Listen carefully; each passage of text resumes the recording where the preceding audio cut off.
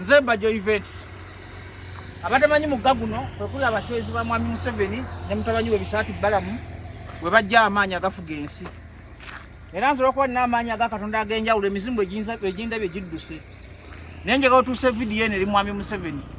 Mwami Museveni baŋŋambye oyogera nkya nga ndi ku mugawo gy'amaanyi togeza n'otuza mu lockdown. Bw'otuza mu lockdown nja kunga bannayuganda oyo wano wojja amaanyi tufe ffenna tukuleke Uganda amatongo ofuge emiti ofuge emizimu gy'ofuge n'emigga tubonyebonya abasajja abakulu tusakidde abantu ennaku etuluma tubonaabona mu Uganda abantu bafiira mu nnyumba abantu balina kyakulya. Mwami Museveni coronavirus ekasi yatta abantu ndoza baminisita baabo tebagamba. Mwami Museveni abantu balina siriimu.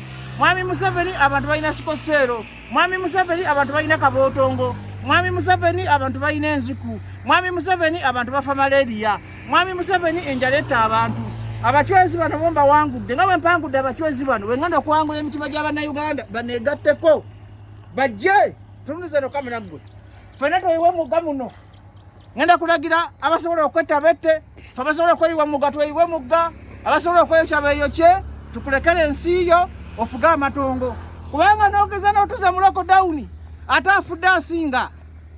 Mwami Museveni korona ekasi yatutta enjala etutta abasomesa baffe enjala abasawo baffe enjala ebiyimbi n'ebipromota tuli ggulu tuzunga tulinga bamasiikini watufuula babbeega mu nsi yaffe naye ekiseera kijja ngaffe abafuuse babbeega ffe abali ku toopu ani yali amanyi tekyagulanya likankanya ku nsi.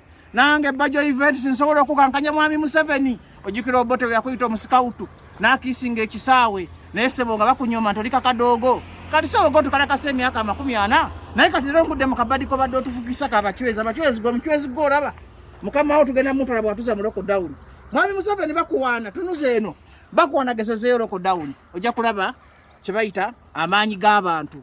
Bajo Events ngeze ndeso obubaka buvudde mu ggulu kisaawe na kisajjuka koza abantu mu lockdown.